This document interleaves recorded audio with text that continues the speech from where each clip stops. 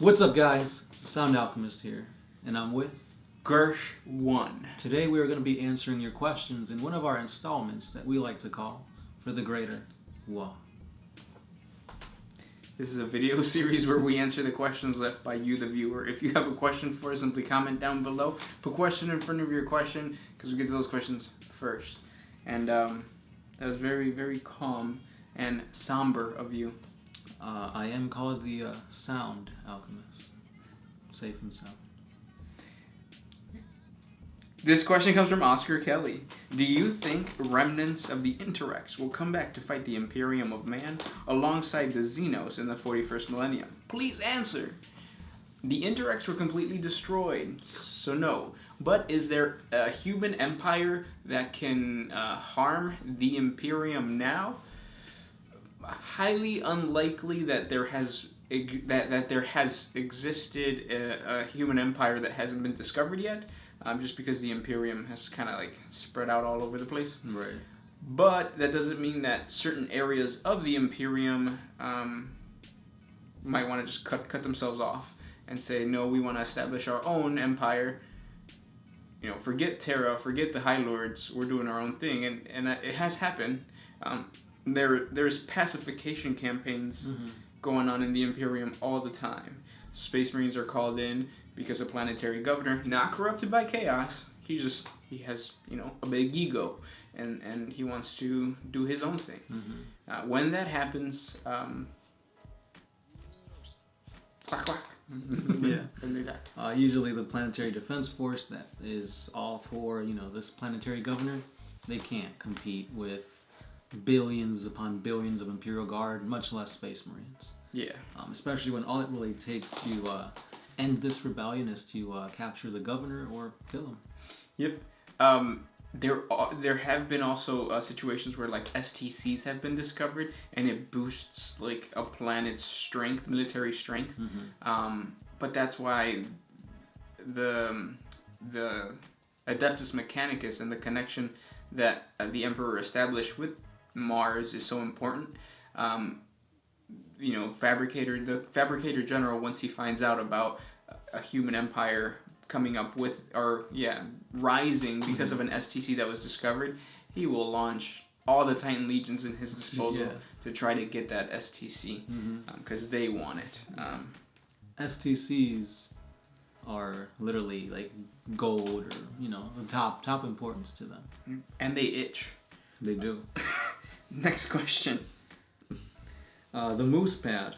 Since we know that the Chaos Gods are born from powerful emotions like hatred, lust, greed, do you think it's possible for a Chaos God to be born from positive emotions like love, happiness, and friendship?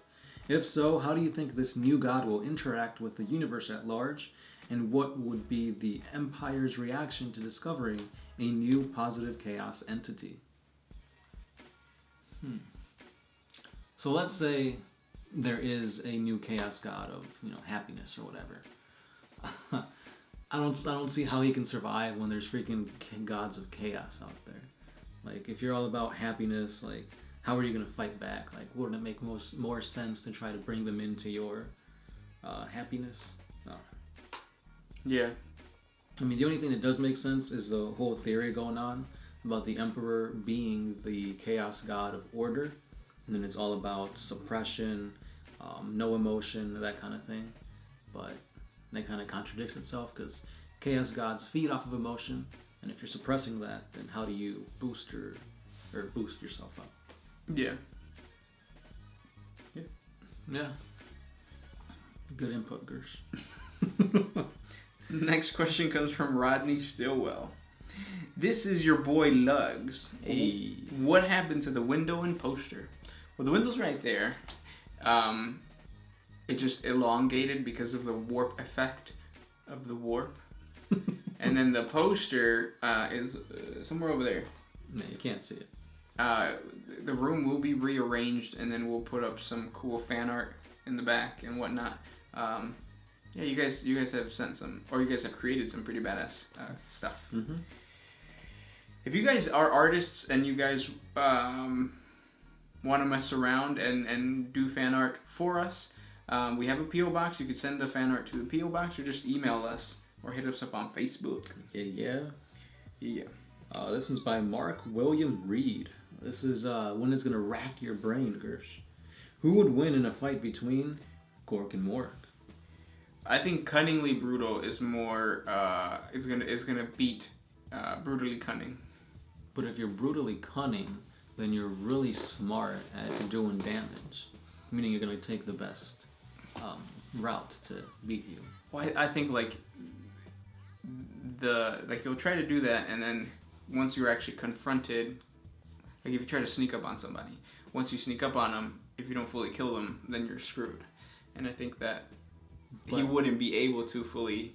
Right, and that's why he doesn't fully kill him, but now he's at a weakened state. Exactly. Well, but even then, he's like more brutal than cunning.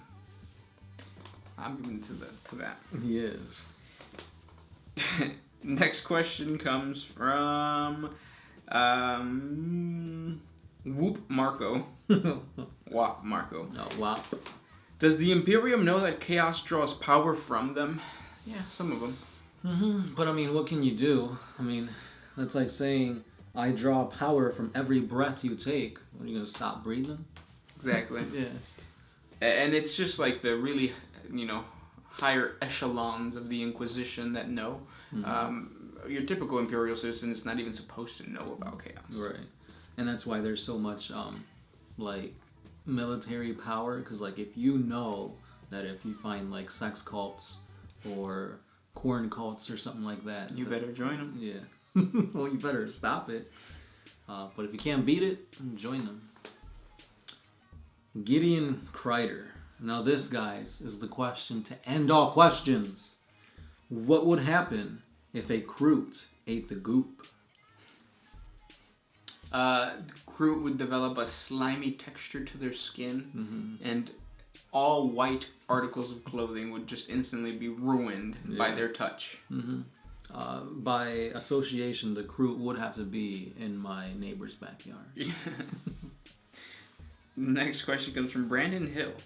Is it possible to find the Warhammer Fantasy setting races, such as Beastmen, within many worlds of 40K? Yeah, Beastmen exist in 40K. They are abhumans.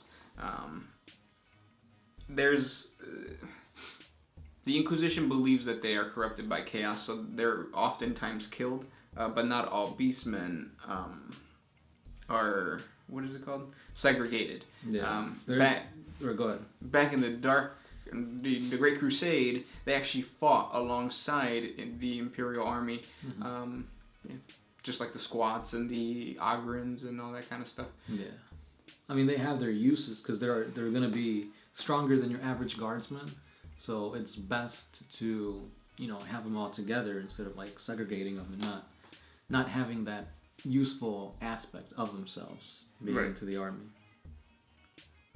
Next one. I went from Oliver Garnham. If Lorgar comes out of his meditation and comes back to the Imperium and says, "Told you the Emperor was a god," what would happen? Probably, because the Emperor doesn't want to be known as a god. But now he has no choice because he's on the throne. Right. And people are worshiping him. But now it's like, I did all this to Lorgar. I the whole Great Crusade was all about science and unity. I don't know. I feel like that'd be a really huge revelation. I don't know. That. Yes, that would happen. The Lorgar would yawn, and then people would be like, all right.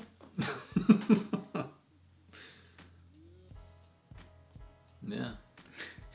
Max Powers. What's the relationship between the Tau and the Eldar? They both seem like good races. How come they don't form an alliance and win everything? We'll put your 2 cents in, and then I'll put my 2 cents in. Because they're Xenos races, and usually Xenos races don't ally unless the Tau are corrupt and they're brainwashing them. Yep. I have a theory that the Eldar created the Tau. Hear me out. No, don't. I think I created a video on this, but basically, the old ones created the Eldar to fight the Necrons. So they needed a psychically powerful race that could defeat a non-psychic enemy. Now the biggest enemy is a psychic enemy, which is demons and chaos. So now the Eldar are taking up the mantle of the old ones and creating a non-psychic army to fight the psychic army, which is the Tau. Right. That's what I think is happening. That's what the relationship is, and they don't really like interact with each other because the Eldar. We got bigger things to do. That, and it's like you don't really want to interact with your weapon, I guess, if that makes sense. It's kind of like, okay, we created you, go, like, attack. But wouldn't it be better to have that weapon be guided? Well, I think, like... That's what the ethereals are? Yeah. And then same thing as, like, the old ones with the Tyranids. Like, if the old ones created the Tyranids and sent them into the Milky Way galaxy, why aren't the old ones back with them? Because all they're saying is, like, here, attack with the Tyranids. But yeah, that's my theory. Those are my 2 cents. Interesting. Make that into a penny. 2 pennies, don't you mean? No, you squish them together. Ah. And then you put them in one of those, like, machines that you, like, crank the thing. And then, like, out pops... Like an oval penny? An oval penny with, like, a giraffe on it. I gotta go to the zoo, man. I haven't been there in a while. Brookfield Zoo is dope. Yeah. Not the Lincoln Park Zoo. Lincoln Park is alright. I mean, it's next to, like, the hood? No. Let's say not the ocean, the freaking lake. Yeah. Next question. Alexander Milanov. What do you guys think about the Carcharodons? The space sharks. I love their color scheme. The gray is on point, and I love that crest thingy that they have. That I don't know if it's called the crest. I don't know what it's called. Since they're sharks, the fin. The fin. Yeah. And then you get to... and then tattoos. They're really well known for tattoos. Yeah, I could, like, clearly see the Rock being one of them. Oh, yeah. Or they're all just clones of the Rock. Yep, basically. Yep. They're really brutal, too, right? Like, they're almost chaotic. Yep. The way that they fight is even, like, crazy, because what they'll do is they'll enter their battleship, and then they'll go to the bottom, even though you're in space, there's no bottom, but whatever. The lore says that they go to the bottom, and then they come up, and then, like a shark, and they attack you. That's what I think of them. They go to the bottom, guys. Remember that. They are bottom.